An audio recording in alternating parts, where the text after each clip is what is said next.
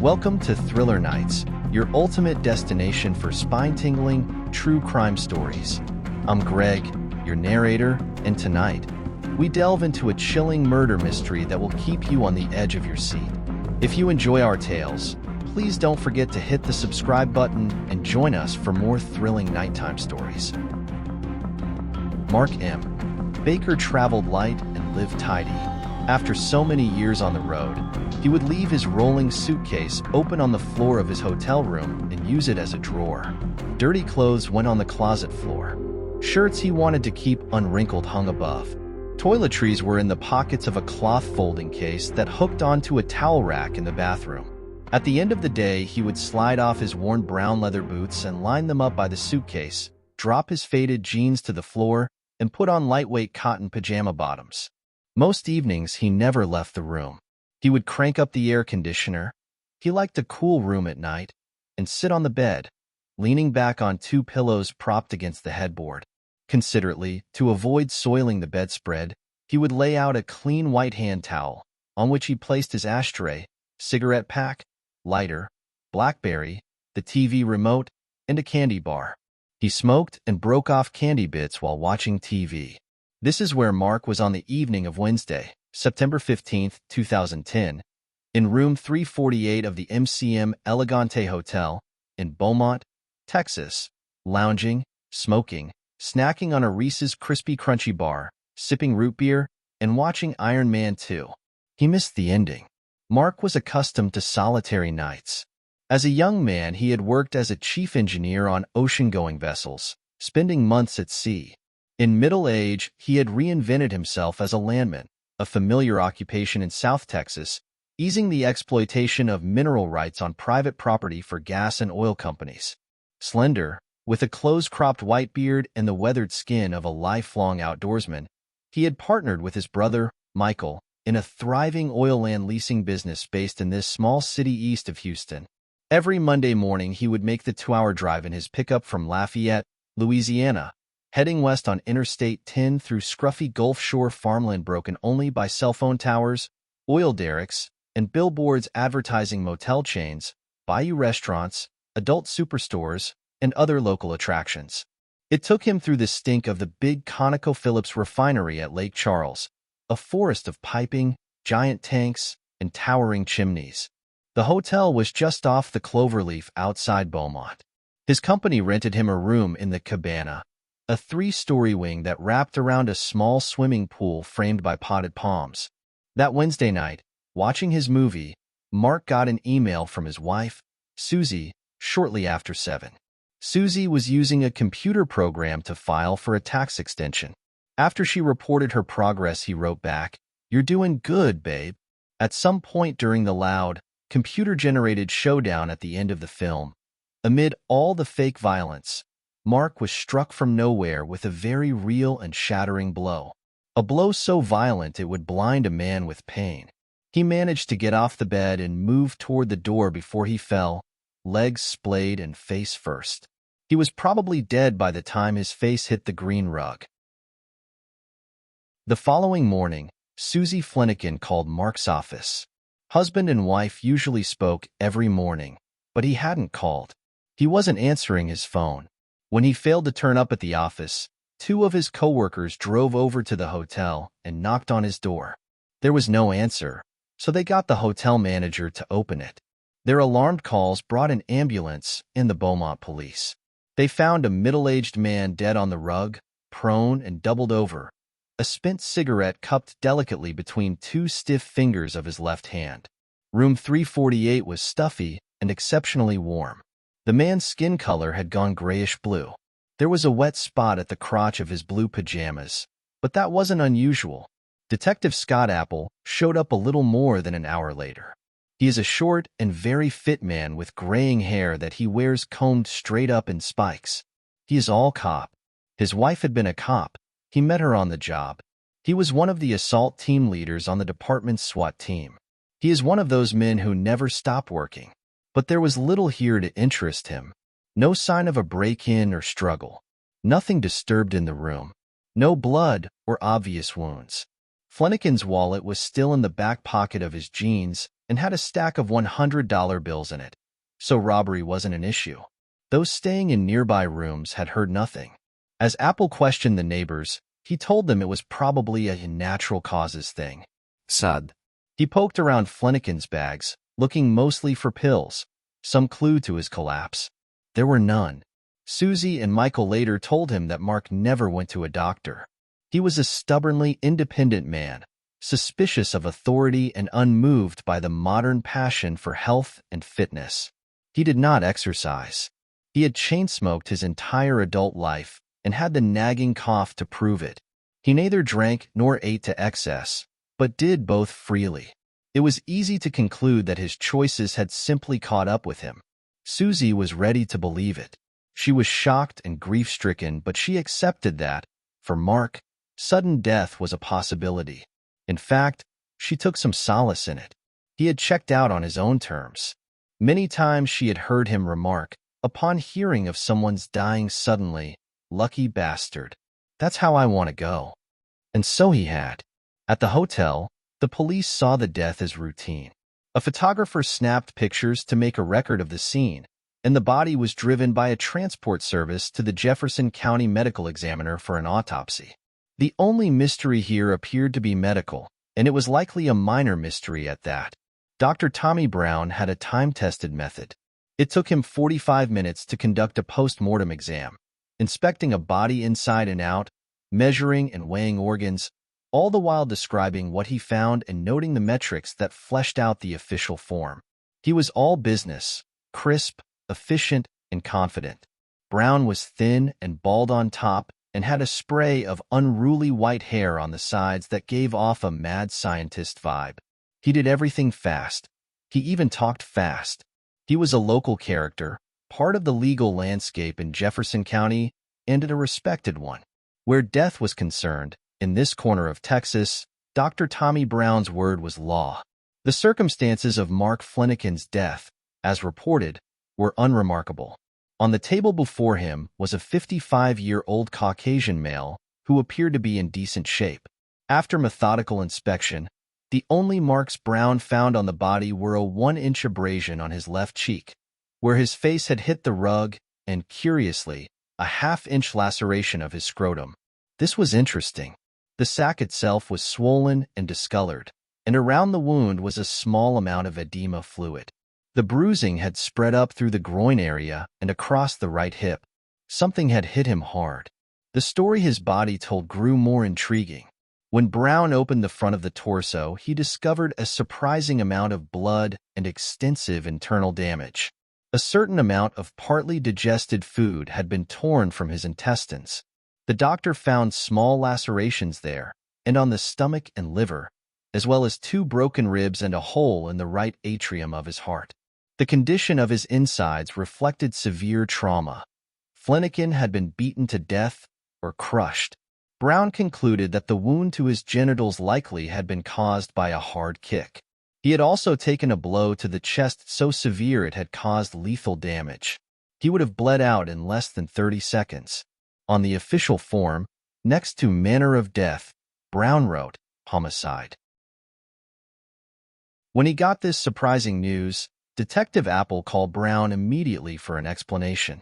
The doctor told him that the man in 348 had suffered the kind of severe internal injuries he was more used to seeing in crash victims, or in someone found under a heavy fallen object.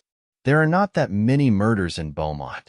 Mark's was one of 10 that year, which was about average. Most are not mysterious. Detective work was usually a matter of doing the obvious, interviewing the drunk boyfriend with gunpowder on his hands, or finding the neighborhood drug dealer who was owed money. A case like this was a once-in-a-career event. If you enjoy working a stubborn whodunit, which Apple does, then this one was an exciting challenge. But the problem with the hard cases is that they are indeed hard. Over the next weeks and months, Apple chased down every angle he could imagine to explain the death of Mark Flanagan. But about 6 months into it, he was stuck. The physical evidence didn't add up. Unless Mark had been beaten to death elsewhere, and his body had been returned to the room and carefully placed on the rug, nothing about the scene added up to a crime. How does a man get beaten so severely that ribs crack, inner organs tear, and the heart ruptures, all without significant damage to his torso. Other than the bruising and the cut at his crotch, Flanagan's outer body showed no signs of a beating. And how could such a rumble have taken place in the hotel room without a thing being toppled or even disturbed, without anyone in adjacent rooms hearing a thing? And there was no answer to the all-important question. Why? Mark appeared to have had no enemies. Apple talked a lot to Susie. She had been in her 20s, a singer in a rock band. When she met Mark, she clearly adored him. Susie was a delightfully offbeat Southern belle, buxom and pretty and warm and oh so deferential, but also, in that time-honored Southern way, stubborn as a tick. She was heartbroken and furious at the same time. Mark was the nicest man she had ever met. He was so nice she had married him twice, first as kids and then, after parting ways for a number of years, again in middle age. When Susie first called him again after that separation, he said, "I've been waiting for you to call." They had been married the second time for 15 years. His brother and co-workers said he had been universally liked in their company. His life at the Elegante rarely intersected with anyone else's. He went to his room early in the evening and usually stayed there by himself until morning. Mark had never been seen down at the bar. He did not socialize or drink a lot or pick up women. So this was not a drunk. This was not a philanderer or a man who got into fights. This was a decent, honorable, smart, and successful man whom people liked. The sort of man nobody would murder. Yet somebody had. Through the fall and into the winter of 2010, Apple pursued a number of possibilities. Maintenance records showed that at some point early in the evening of his death, while cooking pre-packaged popcorn in the microwave, Mark had inadvertently blown an electrical circuit. The outage had affected the adjacent room, 349, and the rooms directly underneath. Mark had called the front desk to report the outage and confessed his role sheepishly to the man who had come up to reset the breaker. This led to two theories. The first involved sex. The Elegante maintenance man happened to have a rap sheet as a sex offender. Might the puncture wound to the scrotum and internal injuries have been caused by a long screwdriver, some sort of bizarre and kinky assault? Apple spent a lot of time talking to the maintenance man and looking into his background, but this theory never advanced beyond wild suspicion. The second theory involved a group of union electricians staying at the Elegante, a number of whom had been in the room next door, room 349, on the night Mark died. They were in town for an extended stay, doing a job for an oil company.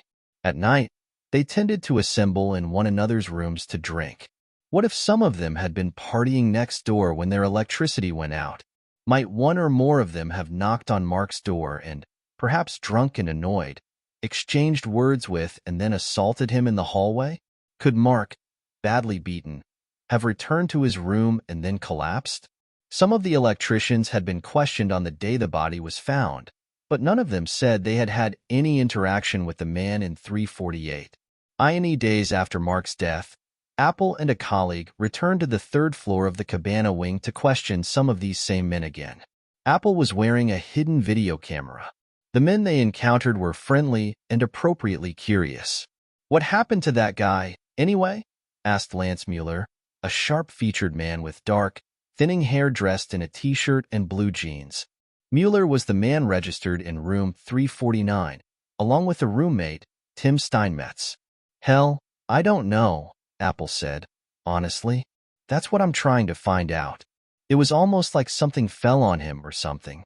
We're just trying to see if somebody heard something, or maybe if somebody knows somebody heard something, or maybe if somebody messed with him." Mueller and Steinmetz had nothing to offer. The two electricians said they thought they had heard the man in the next room coughing when they returned from the bar. Mueller seemed as confused as Apple was about the idea that something had crushed the man. "There's nothing in these rooms heavy enough," he said. Down the hall, they found three more of the electricians, Trent Pano, Thomas Elkins, and Scott Hamilton. The men were friendly and tried to be helpful. One said that, when he had seen the body on a gurney in the elevator, he had first assumed they were caterers delivering a cake or a big food tray. "That's a better thought," said Apple. Pano said he had been in the room with Mueller and Steinmetz that night but hadn't seen anything. The electricians handed over their driver's licenses and gave Apple their cell phone numbers. They would be in town for a few more months if anything came up. Happy to help. Weeks went by. Months went by. Apple worked any theory he could imagine. He considered the possibility that Susie had had her husband killed. He considered Michael Flanagan, Mark's brother and partner. There was nothing that even hinted at either person. Who doesn't love a mystery solved? It creates order from disorder, salves our ache for moral balance. An unsolved mystery is like a stone in your shoe. That is where the case of the body in room 348 was by the end of 2010. Scott Apple was stymied, hoping to unearth something new. In November, the family had put up a $50,000 reward. It produced nothing. Michael hired a private detective from Houston, a former FBI agent. Apple met with the man and reviewed the case. That was the last he saw of him. The matter of Mark Flanagan was bound for the cold files. It would be just another sad box of notes and evidence stored in the Jefferson County Courthouse. Ken Brennan took Susie's call on the golf course. She was surprised that he picked up the phone himself. Ken Brennan speaking. "Oh, my God, you don't have a secretary?" Susie asked. She was flustered. The detective had answered on the first ring. She could barely get the story out. Mark's death, the coroner's finding, the dead end. He asked her to send him some files. He'd take a look. She said she had been feeling under the weather, but she would try to pull together what she had, pronto, and send it off to him. "Well," said Brennan, "you need to fucking take care of yourself." Like everything Brennan says, this came in a thick New York accent and a voice that sounds like it's strained through a cubic yard of gravel. It was a no bullshit you better listen to me command that was all the more startling because he had said something tender. It endeared him to Susie immediately. Brennan is a former Long Island cop and DA special agent who now makes a good living as a private detective in Florida. That's why he was on the golf course in February. He is pushing 60, still solid, and always tan and stylish in the South Florida manner. Blue-eyed, thick-necked, and ruggedly handsome. He is partial to lightweight short-sleeved shirts that show off his torso and big arms. He wears flashes of gold at the neck and wrist, and Irish rings on several fingers. Brennan's hair is mostly white now, and is combed straight back on the sides and straight up in the front in a low-key pompadour, cocky but dignified. Months earlier, not long after Mark was killed, a young lawyer friend, Kia Sherman, had told Susie and Michael about Brennan. Sharing Susie's frustration with the investigation, she had hit upon the strategy of filing a lawsuit against the hotel as a means of pursuing the probe privately. She had read an article by me in this magazine, The Case of the Vanishing Blonde, December 2010, detailing Brennan's remarkable success in resolving a 2005 cold case in Miami. Now, when the investigation seemed hopeless, Sherman brought up Brennan again. "If you want to do something," she urged Susie, "you have got to call this guy, the one I told you about. Just find him." Brennan can be readily found on the internet and is asked to take more cases than he can handle. People come to him with unsolved murders and disappearances. He takes these people seriously and handles them gently. When he reads a file, he is looking for a case that intrigues him, but also one where he thinks he might be able to accomplish something. "I ain't in the business of giving people false hopes," he says. The Flanagan case appealed to him because of the mystery, but also because there were so many avenues to explore. Mark's family and coworkers, hotel guests, the maintenance man. To Detective Apple, none of these leads seemed fresh anymore. To Brennan, they were all new and potentially promising. He knew that a fresh pair of eyes was perhaps the most valuable thing he brought to an investigation. Brennan visited Lafayette in April. He worked Susie over first, asking her a lot of hard questions about their relationship, about Mark's faithfulness, about insurance arrangements, satisfying himself that the wife had no clear motive to have him killed. "Let me ask you one more thing," said Brennan. "Was there anything about the crime scene that didn't seem right to you? That seemed off?" Susie told him that she was surprised that the room was so warm when Mark's coworkers entered it the following morning. Her husband liked to crank up the AC at night. Then Brennan went home and made arrangements for a second trip to Beaumont. Apple came out to a sports bar late to meet him. The two men ate and talked. Brennan told Apple what he always tells the cops he meets in his work. Listen, I'm not a maverick. I don't go doing things half-cocked. If I decide we're going to do this, we're going to do it as a team. There's nothing I'm going to do that you're not going to know about it, and there should be nothing that you're going to do that I don't know about. The one thing I won't do is fuck up your case. I've been doing this a long time, but I also know that you're the guy in charge here, so it's your case. Part of what was going on was Brennan checking out Apple. I don't want to work with somebody I don't like, he told me. He prides himself on being able to read people very quickly. He liked the Beaumont detective. It was mutual. As Apple would put it later, Ken has good people skills. Tim Steinmetz must have been feeling pretty okay about this meeting with the Texas cops. Getting called had been a shocker. It was more than 7 months since he and Lance Mueller had come home from the job in Beaumont. Now 2 cops from down there had come all the way to Wisconsin to see him and to question him about the guy who had died next door. It had been worrisome. He and Mueller had conferred about it beforehand by phone and made sure their stories were straight. Steinmetz met the detectives in an interview room at the Chippewa County Sheriff's Department, and really, they could not have been nicer. Tim sat in a swivel chair on one side of a big wooden table, and they sat opposite him with their notebooks open and files handy. Very official. They thanked him for coming in. They assured him that this was routine, and they had walked him through the evening, asking a lot of questions, with Steinmetz answering diligently, trying to remember every detail, leaving out the part about the gun, of course, but the detectives had not pushed him at all. "You heard that the guy next door to you died?" asked the older one, the big man with the white hair combed straight up in front, Ken Brennan. "We did hear that," said Steinmetz, "but we really didn't know for sure what the hell was going on. We had no idea. We didn't hear no commotion next door, no banging, no nothing. That's why this is kind of weird." Brennan and Apple took notes. Then Apple carefully wrote out Steinmetz's statement. "And that's it, huh?" the electrician asked. "That's it," said Apple. "You guys flew all the way here for that?" Brennan asked Steinmetz to go through the statement, read it out loud, and make any corrections he wanted. Steinmetz noticed that Apple had put down that he was an apprentice, so he changed that to journeyman. A few other little things. He initialed all the places where he made a change. Then they brought in a local cop to notarize the statement right there in front of him. So Steinmetz was feeling pretty good when he stood up to go. "Is that it?" he asked. "Hang on a second," said Brennan. His tone was different now. Harsh? It was, until you signed that statement. Now you've got a problem. "Okay," said Steinmetz, startled. He sat down again.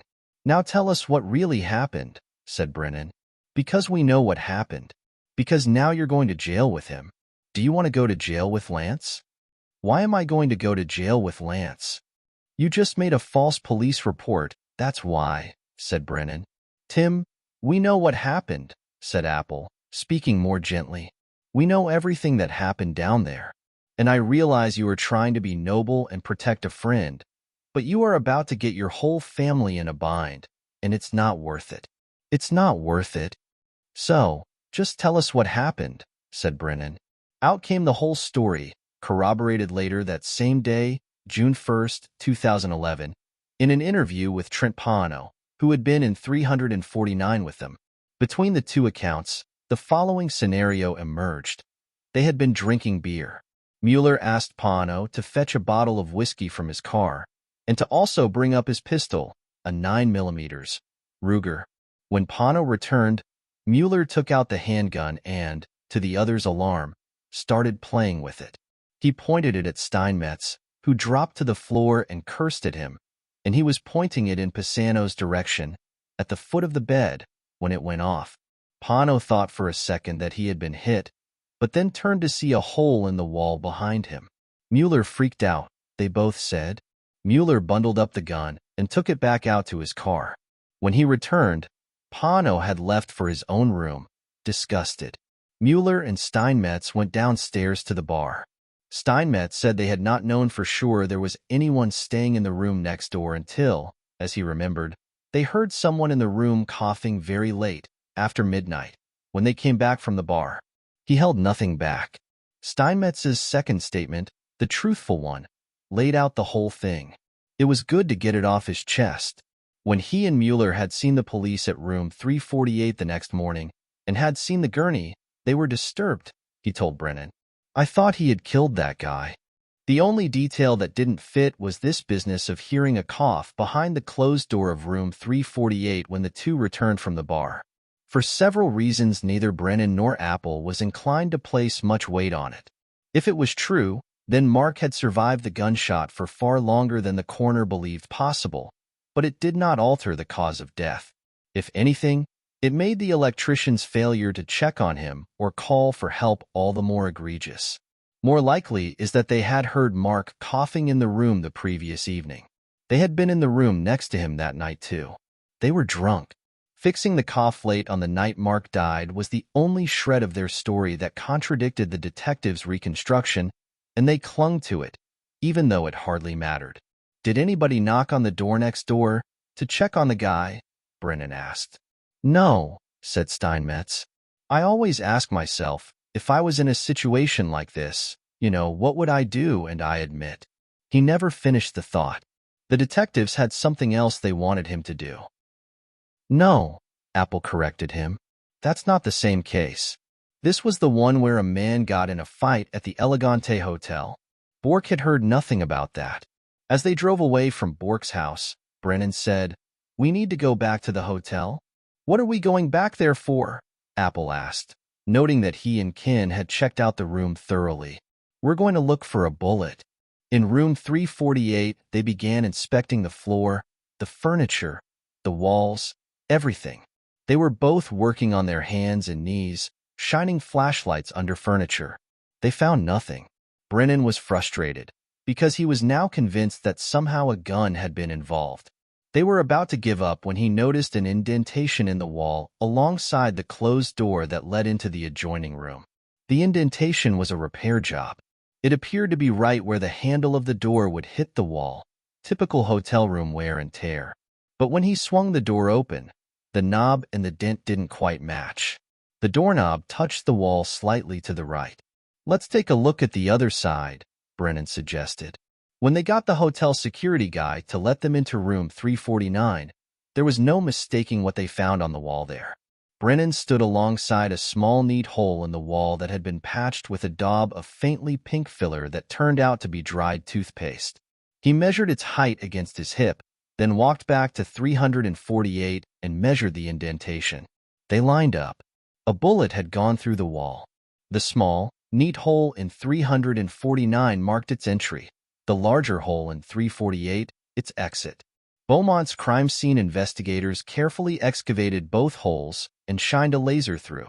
The trajectory pointed straight up to the bed where Mark had been sitting, smoking, eating candy, and watching his movie. Brennan said, This motherfucker was shot. Dr. Brown was not convinced.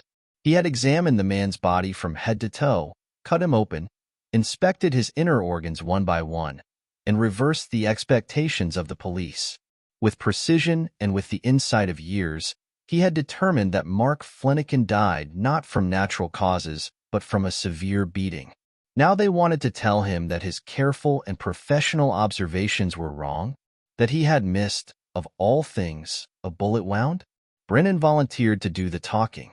After he and Apple had found the bullet hole and traced the trajectory, the answer to the mystery of Mark's death was, he believed, clear. But in order to act, in order to bring Mark's killer or killers to justice, they would have to get the coroner to rewrite his findings. You could not argue in court that a defendant had shot someone if the medical examiner's office had concluded that the victim had not been shot. Brown's office was a mess. Papers, files, books everywhere. Every available surface was buried, even the floor. They cleared away space on 2 chairs to sit down, and when they mentioned they were working the Flanagan case, the doctor asked, "Oh, did you catch the guy that beat him up?" "No, we're not there yet," said Brennan, and he then started to explain what they had discovered, trying to approach the subject delicately. Brown quickly got the picture. "You're trying to tell me that this man was shot," he said. "I'm telling you he wasn't shot." He could see where this was heading, and he flatly refused to order the body exhumed. Exhumation is a pain in the ass. It is expensive, disturbing to the family, and a hell of a lot of work. And in this case, as it happens, it was impossible, since the body had been cremated. The ovens were hot enough to destroy metal fragments. "Listen, Doc," Brennan proposed. "Let's just take out the photos from the autopsy and go through them and see what we can find." Brown humored them. As they looked through the photographs, passing them back and forth across the desk, Brennan pointed out things. "What about this here?" he said, indicating a spot of damage. "Yes, that's the liver." "And what about this here?" "Yes, that's the intestines." Brennan knew what he was looking at. The bullet had entered Mark's scrotum and torn up through him. The skin of the scrotum was soft and pliable, and it had folded over the entry wound, making it less obvious what it was. The internal injuries traced the bullet's fatal trajectory. Brennan asked, "Doc, could all of this damage have been done? Besides blunt force trauma, could a bullet cause the same?" "Yes, it could, but that's not what happened here. This man was beaten." "Okay, Doc, but could it have?" Brennan found something in a photo that supported his argument. It looked like a track. "You could get the same thing from being beaten," Brown explained. Then they got to the heart. Brown passed the photo to the detectives. "Doc," Brennan said. "What?" "That's a bullet hole document." Brown took the photo. "What?" Brennan pointed. "That's a fucking bullet hole." Brown explained that sometimes when a man is kicked or hit with a blunt object in the chest, it is the right atrium that normally bursts. "Doc, that's a fucking bullet hole." Brown looked again. "Yeah, that's a bullet hole." After a long moment, he added, "The media is going to kill me on this." Tim Steinmetz must have been feeling pretty okay about this meeting with the Texas cops. Getting called had been a shocker. It was more than 7 months since he and Lance Mueller had come home from the job in Beaumont. Now 2 cops from down there had come all the way to Wisconsin to see him and to question him about the guy who had died next door. It had been worrisome. He and Mueller had conferred about it beforehand by phone and made sure their stories were straight. Steinmetz met the detectives in an interview room at the Chippewa County Sheriff's Department, and really, they could not have been nicer. Tim sat in a swivel chair on one side of a big wooden table, and they sat opposite him with their notebooks open and files handy. Very official. They thanked him for coming in. They assured him that this was routine, and they had walked him through the evening, asking a lot of questions, with Steinmetz answering diligently, trying to remember every detail, leaving out the part about the gun, of course, but the detectives had not pushed him at all. "You heard that the guy next door to you died?" asked the older one, the big man with the white hair combed straight up in front, Ken Brennan. "We did hear that," said Steinmetz, "but we really didn't know for sure what the hell was going on. We had no idea. We didn't hear no commotion next door, no banging, no nothing. That's why this is kind of weird." Brennan and Apple took notes. Then Apple carefully wrote out Steinmetz's statement. "And that's it, huh?" the electrician asked. "That's it," said Apple. "You guys flew all the way here for that?" Brennan asked Steinmetz to go through the statement, read it out loud, and make any corrections he wanted. Steinmetz noticed that Apple had put down that he was an apprentice, so he changed that to journeyman. A few other little things. He initialed all the places where he made a change. Then they brought in a local cop to notarize the statement right there in front of him. So Steinmetz was feeling pretty good when he stood up to go. "Is that it?" he asked. "Hang on a second," said Brennan. His tone was different now, harsh. "It was, until you signed that statement. Now you've got a problem." "Okay," said Steinmetz, startled. He sat down again.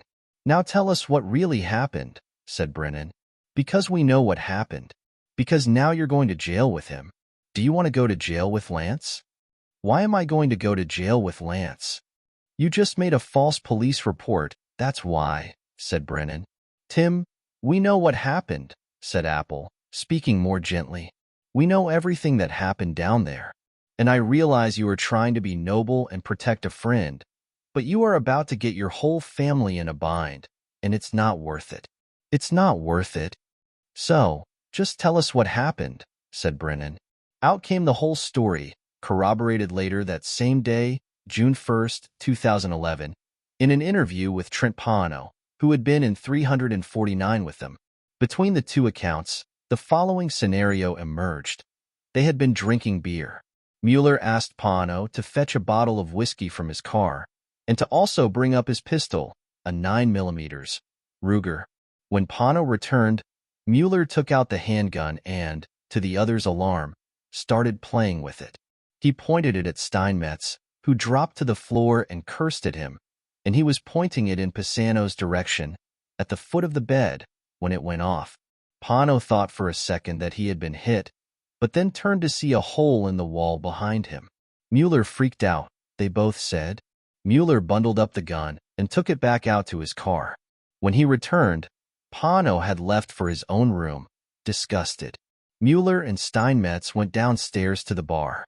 Steinmetz said they had not known for sure there was anyone staying in the room next door until, as he remembered, they heard someone in the room coughing very late, after midnight, when they came back from the bar.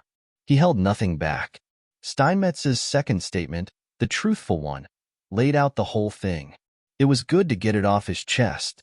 When he and Mueller had seen the police at room 348 the next morning and had seen the gurney, they were disturbed, he told Brennan. I thought he had killed that guy. The only detail that didn't fit was this business of hearing a cough behind the closed door of room 348 when the two returned from the bar. For several reasons, neither Brennan nor Apple was inclined to place much weight on it. If it was true, then Mark had survived the gunshot for far longer than the coroner believed possible, but it did not alter the cause of death. If anything, it made the electrician's failure to check on him or call for help all the more egregious. More likely is that they had heard Mark coughing in the room the previous evening. They had been in the room next to him that night too. They were drunk. Fixing the cough late on the night Mark died was the only shred of their story that contradicted the detectives' reconstruction, and they clung to it, even though it hardly mattered. Did anybody knock on the door next door to check on the guy? Brennan asked. No, said Steinmetz. I always ask myself, if I was in a situation like this, what would I do? And I admit. He never finished the thought. The detectives had something else they wanted him to do. Hey, Lance, what's up? Asked Steinmetz. He dialed Mueller on his cell phone. Apple and Brennan were recording the conversation. Not much, said Mueller. Just sitting around. Well, I just got back from down there. How did it go? Well, I told them the whole story. What had happened, that we were sticking to there, What's that? The story that we were sticking to, that we got home late that night, and the guy coughed and whatever. Right. And, Steinmetz began to hem and haw. And, I was gonna leave there then, because your lawyer said it would be okay, right? Right.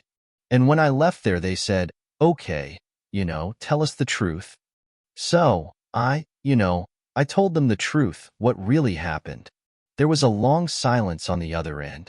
About the gun going off and all that? Mueller asked. Yep. What did they say? Well, that I would be in trouble, if I didn't tell them. Another silence. So, what did they say? Not much. I don't know if they are going to get a hold of you, or Trent, or what the hell they're going to do. Mueller sighed heavily. Then he groaned. What did they mean by that? I mean, tell us the truth? Did they say anything about the gun prior to that, or what? No. They just said they knew exactly what happened. Told me to stop fucking lying. They were pretty pissed. And then I told them exactly how everything went down, and what really and truly happened. Steinmetz suggested that Mueller call Apple right away. They probably are going to come and get your ass, now that they know the truth and everything.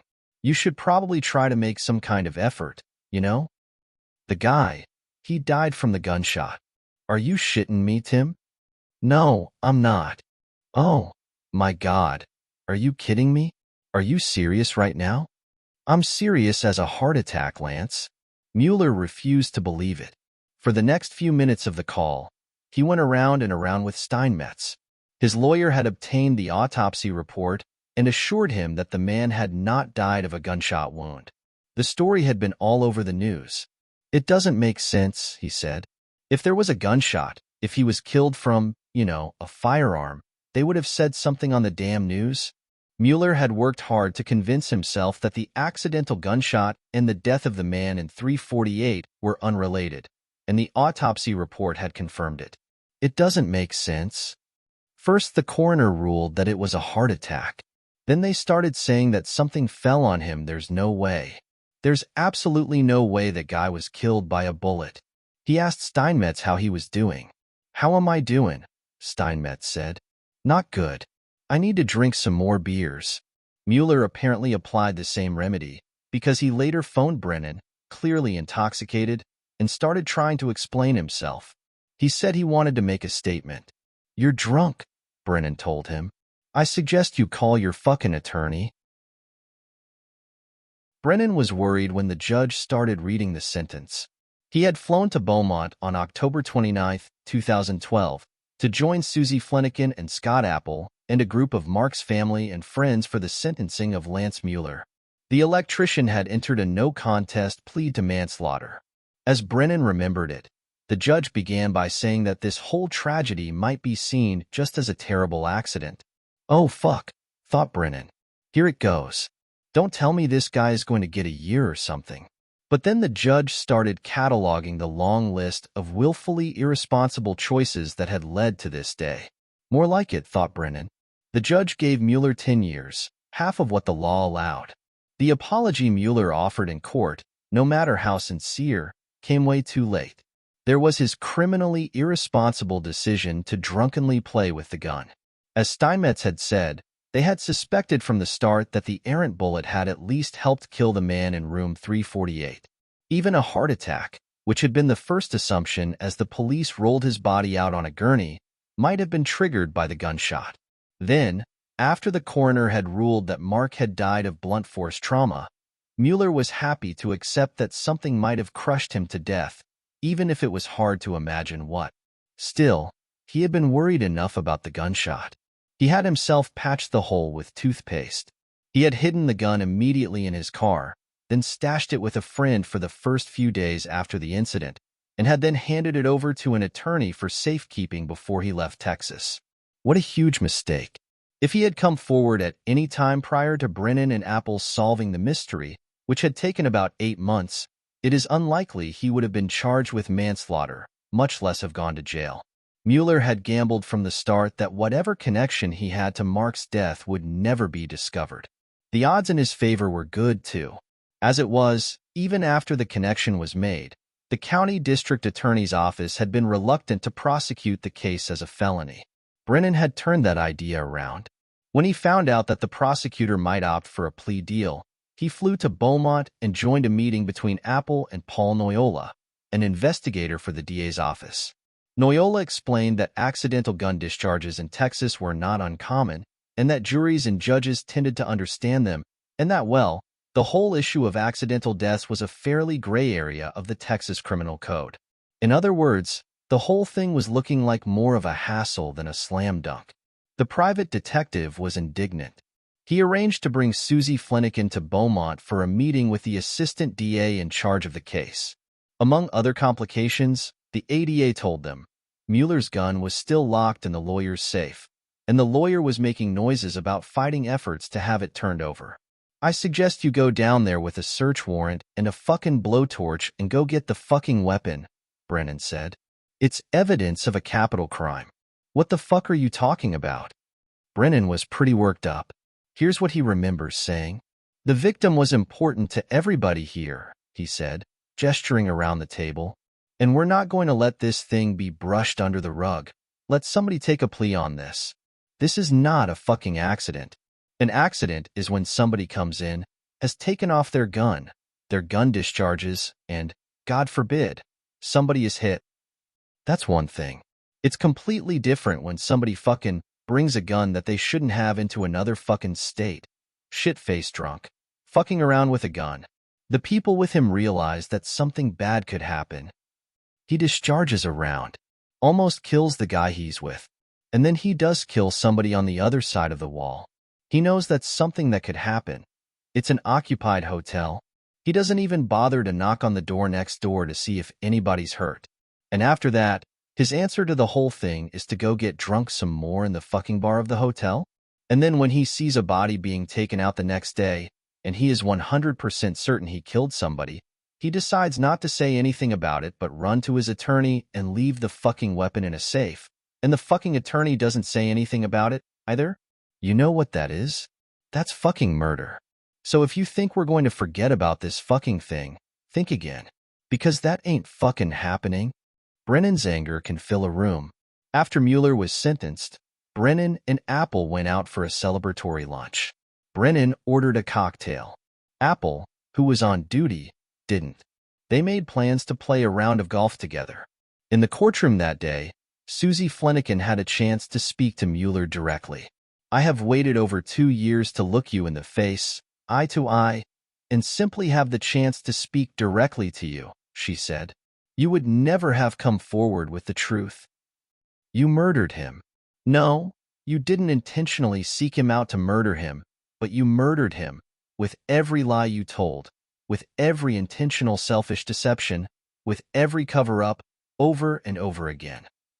You saw his body taken out of the room in a body bag the next day. You knew you killed him. He meant nothing to you. Later, Susie told me that she watched Mueller's face as the sentence was pronounced, and that he had looked terribly shocked. That was good, she thought. He's shocked, but not as shocked as my husband was. That night in room 348, relaxing, smoking, watching Iron Man 2, Mark Flanagan could not have known what hit him in the moments before he died. Mueller knew exactly what was hitting him. You have met your match, said the small woman, staring across the courtroom at him, a study in controlled ferocity. I would have spent the rest of my life tracking you down, and I found you, Mark's murderer. I brought you to justice. Thank you for joining us on this chilling journey through the body in room 348 case. If you found this story compelling, please like, comment, and subscribe to our channel, Thriller Nights. Your support helps us bring more true crime stories to light. To those who have already subscribed, thank you. Your dedication means the world to us. Stay tuned for more gripping tales, and remember, always be aware of your surroundings and take care of each other. Until next time, stay safe,